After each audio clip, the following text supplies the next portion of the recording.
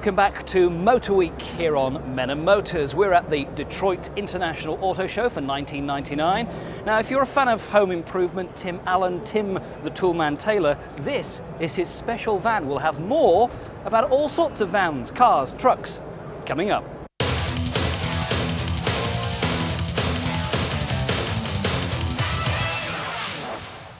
We demand extremely high levels of safety in our cars today, and all new cars are packed with safety features. But if you're ever involved in an accident, there is one relatively simple idea that's been around an awful long time that will do the most good at protecting you. It's the seatbelt. And they didn't always look like this. Because exactly 40 years ago, a Swedish engineer working for the Volvo car company by the name of Nils Bohlin invented the very first safety belt, and it looked like this. And the strange bit about all this is that the three-point safety belt as we know it was designed and patented by a man who had previously spent his time catapulting people as far and as fast as possible.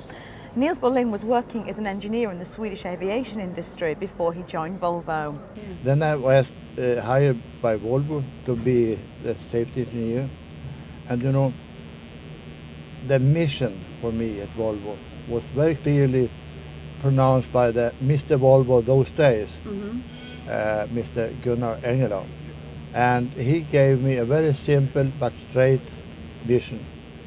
Nils, we are hired you to make Volvo a safe car. A safe car because we are going to sell on safety.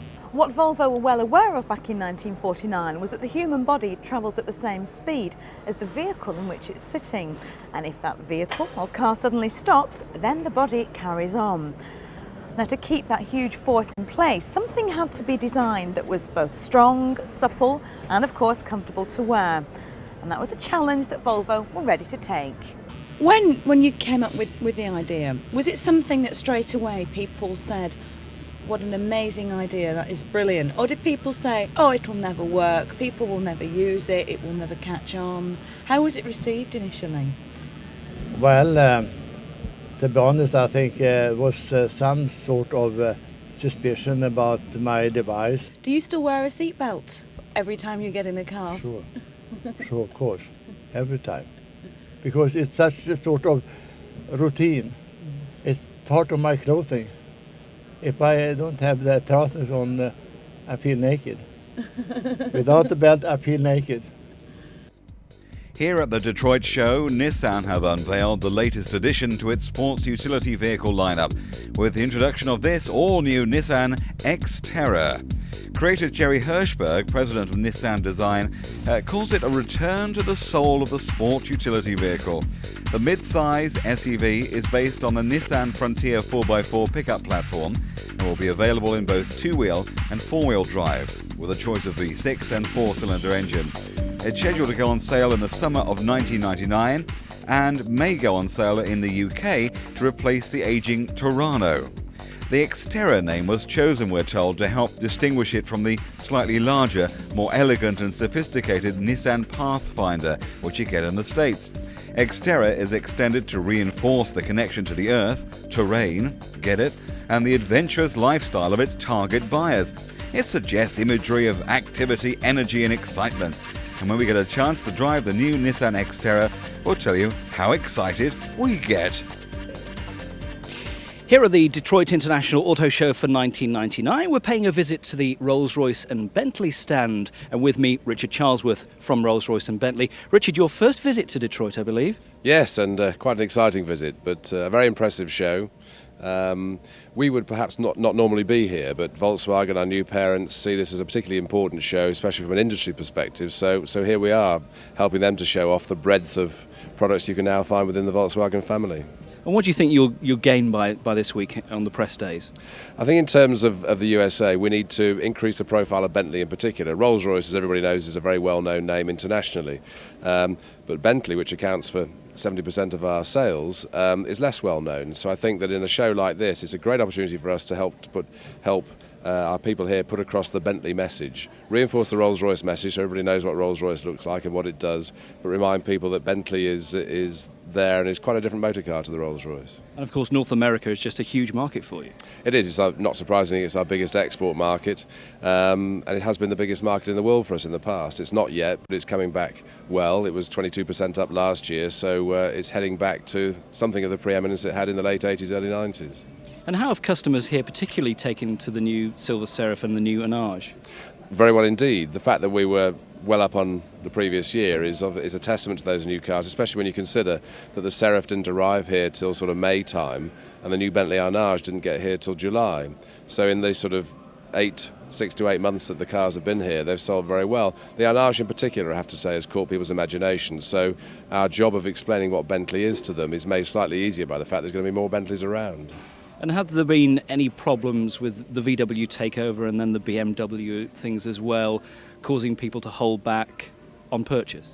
There has, yes. I mean, undoubtedly it would be foolish to suggest otherwise. In the middle part of 1998, there was a period of time when there was a lot of uncertainty around about future engine supply of the BMW engines for the new cars. And our owners, you know, they're sensitive to the situation with the company. They don't need to buy a new Rolls-Royce or a Bentley. It's not as though it's their everyday transport. So, yeah, there was a degree of holdback last year, which undoubtedly affected our sales in 1998. In the USA, it seems to have cleared. The logjams cleared quicker, and hence our improved performance. In the UK, where naturally our home base is, people have perhaps been thinking about it for a bit longer, so that's why our UK sales were less good last year. It will clear in time because it's a big emotional issue over the probability of Rolls-Royce being removed from the factory at Crewe. But of course, from a practical point of view, the future of Bentley is assured at Crewe, and with many more cars to be produced there. We're selling this beautiful Continental SE, the Sedanka Coupe, which is ideal over here in the States, particularly the Florida Sunshine State or on the coast of California. How many of these do you think you'll sell back in the UK? It'll be rare all over the world. I mean, worldwide, about 80 or 90 cars will be built. And as you rightly say, the major market for those is going to be here. But UK buyers will want to, particularly car aficionados who have a collection of cars, will want to have one of these. But very small numbers, 10 or 12 cars a year, something like that in the UK. So it'll be quite rare. And what do you define these days as a typical Rolls-Royce or Bentley buyer and owner? It's difficult to do that because they're such a diverse type of person. The common denominator, of course, is success. There are very few people these days who have just inherited large amounts of money. Most of the people who are Rolls-Royce and Bentley owners are able to buy these motor cars because they've worked very hard and they're very good at what they do. So they tend to be business people, not chairmen of major corporations, but people who built up their own businesses, the small to medium-sized businesses, where they are the owner of the company, or certainly at the top of it. So they tend to be 45 to 65-year-old successful business people. Do you think you need to try and bring that age down a touch and get younger people into Rolls and Bentleys? Well, there's two answers to that. I think in the near term, it is probably an ambition that we will do our best to achieve. But in reality, it takes a number of years to accumulate the sort of wealth that you need to buy these cars. I mean, the average net value of our customers is around £10 million. So it takes a while, however good you are, to accumulate the sort of money you need to be a Rolls-Royce or a Bentley owner. But in due course, with the plans that Bentley has under Volkswagen, we believe that we'll be able to bring out maybe a new generation of motor cars that will be smaller, not small, but smaller than the existing motor cars and therefore less expensive, which will be able to attract a younger generation. But it won't be that much lower. You've still got to earn a lot of money to be a Bentley owner.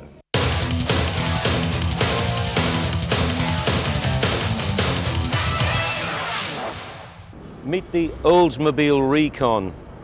I'm sorry, but for me it looks like a cross between a Securicore van and an armoured car. I think it's absolutely ugly. However, Oldsmobile say that this is basically the car for the modern businessman, because inside it's like your own office. Inside the Recon it looks like a cross between Habitat, the Starship Enterprise and Legoland. The seats are actually like deck chairs, metal deck chairs. They all fold over. The back seats and the front passenger seat can all be taken out, so it's quite good for transporting things as well. But the real feature is running right down the dash and down the middle is like a bridge that runs all the way through to the rear seat. That means that the front seat driver has his own computer, the back seat driver has his own computer as well, and it's got every gadget inside there. You can link up with the office, you can link up with theatre. It's a mobile office on wheels. The only thing that's actually lacking is a secretary to take the letters, but if you've got one of those as well, I'm sure if you stuck her inside, you wouldn't really need to go to work anymore. Oldsmobile say that the Recon was designed using the very latest state-of-the-art technology called math computer system, and it shows. It's got so many sharp edges, this car, it looks as if it would cut you if you stick your hands too close to it. But the overriding thing at the end of it for me is, look at it, it is just plug ugly. No one is going to buy this, even if it's got everything you need under the sun inside. You wouldn't want to be seen dead driving around in it.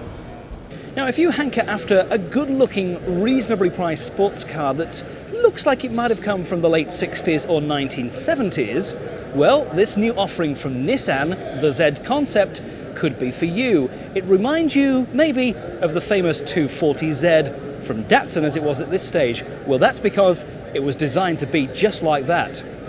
Yes, if you remember the 240Z introduced back in 1970, of course, as a Datsun, well, it's not just a revamped 30-year-old vehicle, this one. It's been completely designed at Nissan's design studio in California. Now, we haven't seen Nissan Z cars since the 300ZX, but through the years, Nissan have brought us the 240, the 260, 280, until the 300 arrive.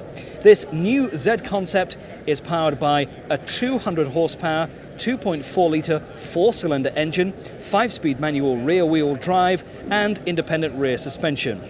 Now, this is a car I really quite like. Nissan have come up with a good concept design with the new Z series. They managed to keep the flavour of the 1960s and 1970s without being completely retro, and surely this concept car will go into production sometime probably in the new millennium.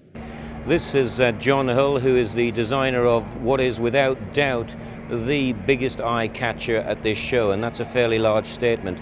John, what were you attempting to do with this vehicle, and give us a bit of background about it? Well, with the SUV market being so oversaturated right now, we wanted to try to approach this vehicle in a very different way. So we're trying to combine the aspects of a high-performance sports car with the utility of a sports utility vehicle.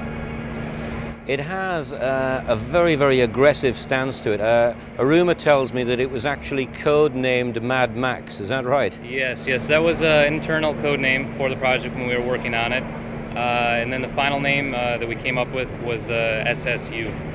And that stands for? The Sophisticated Sports Utility. It looks like the type of vehicle that old Mad Max, if he was being played by Mel Gibson, would be cruising around California in now. Would you think you could have a buyer there? Yes, that's what we hope. We're trying to use this as an opportunity to gauge the public's reaction, whether or not they would actually like a car like this, and then with the possibility in the future that it might go into production. Just how wide is it? Because that's one of the biggest things that hit you straight away. It looks absolutely huge. It is. It's really wide. It's almost as wide as a Hummer. It's actually 3 inches wider than the Suburban. And could you actually put it into production if you got the go-ahead? Well, there are certain things that would have to be toned down a little bit. This is a concept car. There's several features that are over-exaggerated, but the overall theme could be translated into a production vehicle. And what sort of engine has this got in it? It has a V6, it's a VR4, all-wheel drive all the time. It's 310 horsepower, twin turbo. After the break, a concept from Daimler Chrysler that's going to be a reality. Plus Cadillac tell you how to see in the dark, and it doesn't involve eating carrots.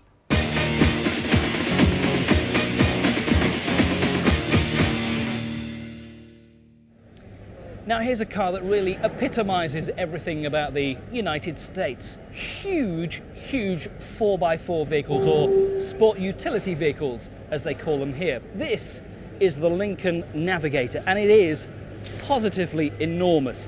It has everything on it, absolutely everything. You get a 4-year, 50,000-mile warranty on it, but it only costs $45,000. That's about £30,000 to you and me in British money. Far cheaper than a Range Rover, but you get absolutely everything on it. Plus a 5.9-litre V8 engine that will only do between 10 and 14 miles per gallon in the city. But hey, when fuel here is less than $1 a gallon, who's worrying about that? Rather neat idea as well. Instead of using a key to unlock the door, you can tap in a personal code, 3-4-digit number, and you're in the car. And you're driving. During the Gulf War, thermal imaging technology helped military forces successfully carry out their missions in the dark of night, and Cadillac will be the first to bring the safety benefits of this technology to drivers with the introduction of night vision on their American cars.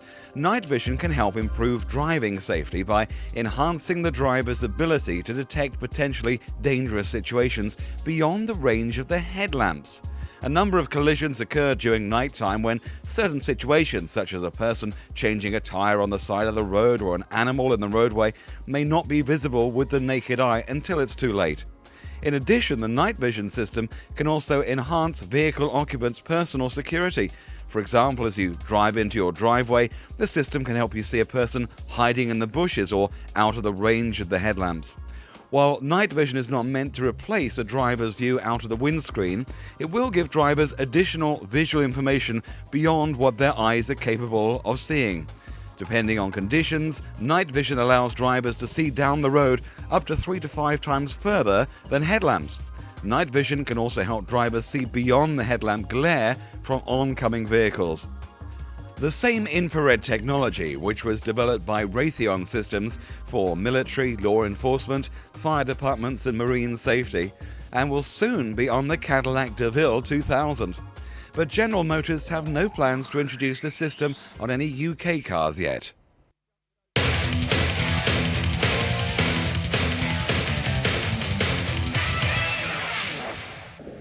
Chrysler, or should I say Daimler Chrysler, may well always produce jaw-dropping concepts, but they also have a habit of turning them into production realities. Just think Viper and Prowler. Well, here's another one to add to your list. It's the Cruiser PT. It started off as the concept, the Pronto Cruiser. And in the words of Bob Eaton, Daimler Chrysler's chairman, this is a vehicle too cool to categorise. The Cruiser PT certainly fits into a class all of its own, and if you're an original person looking for something very original to drive, then you'll be able to own one of these early in the next millennium. When it goes on sale in the UK, roughly 9 months after it does here in the States, it should cost slightly more than the Neon, somewhere between £13,000 to £15,000. Now initially it will be offered with just one engine, a 2-litre, but that will soon be followed by the 1.6 that's being jointly developed by BMW and Chrysler. The Cruiser is one of those vehicles with TARDIS-like properties, shorter than the Ford Focus, yet with an interior that rivals a family saloon for size and will comfortably sit 5 people. The design is one of those love or hate affairs, best described as a cross between a London taxi and an Elliot Ness prohibition vehicle.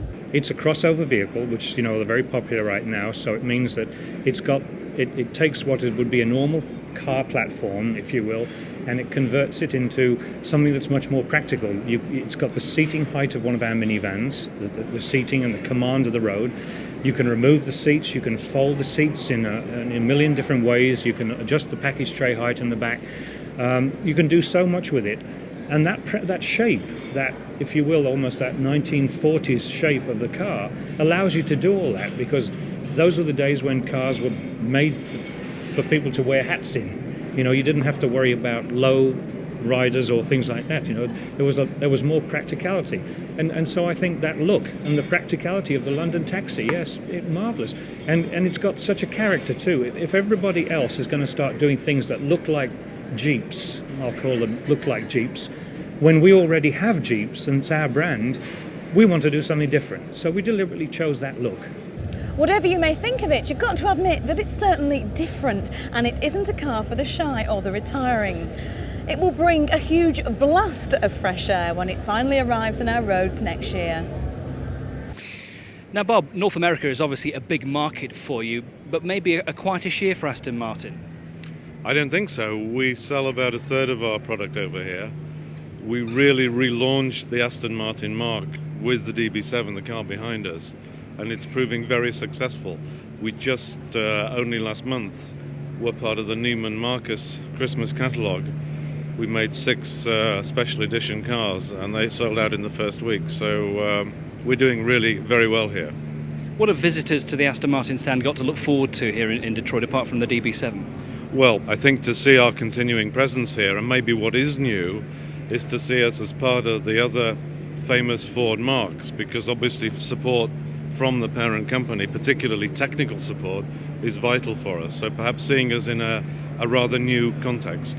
We might think here in Detroit that Aston Martin are getting squeezed out of things a little on this huge Ford stand, and you've only got one small section. Is that the case? Surely not.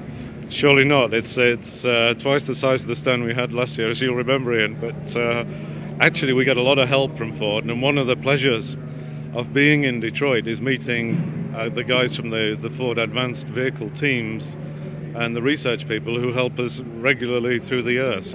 Now this is the absolute ultimate in American cool. It's what the American designers call the no-compromise convertible, because the Buick Cielo has an amazing roof that at a voice command disappears the entire way back into the boot. What you've got here is family soft-top motoring at the touch of a button, at the touch of your voice, with no hassle. It goes down within a matter of seconds, so if it's raining, you just pull it back up again. Buick had a great reputation in the 50s as being the #1 American road car, and this is a superb return to those type of roots in a modern interpretation. It's got the portholes on the top of the bonnet, which is classic Buick. It's got the Buick grille, and the styling of the car is excellent. Inside, it's also very stylish. For an American car, it mixes luxury with practicality very well. My message to GM on this would be, build this Buick. It's an absolute sensation, deserves to go on the road, and it's absolutely practical. Well, that's the end of our look at the 1999 Detroit Auto Show, and what a packed show it's been. Now, I'd like to cast your mind back to one of the earlier episodes when I tell you about my tip for the top car of the show. It's got to be this, the Dodge Power Wagon, a massive 77 inches with 35-inch tyres, and I absolutely love it. On the first day of the show, I overheard 2 American blokes talking about this, and they said it was the kind of car that you doodle on your school books when you're a kid. I've got to say, I think they've got it cracked with that one. It's an amazing vehicle, and it just makes me wonder what on earth we're going to see here next year. Until next week's Motor Week, goodbye.